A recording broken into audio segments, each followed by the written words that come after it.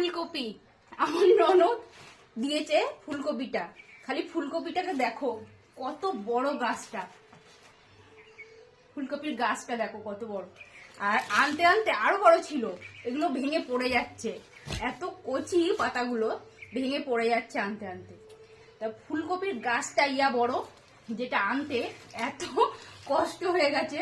আর ফুলকপিটা কোথায় দেখো, ফুলকপিটা কোথায়, এই যে এইটুকু ফুলকপি, আর গাছটা ইয়া বড় গাছ, মানে কাঁধে করে আনতে হচ্ছে এখন করে, এত বড় ফুলকপি।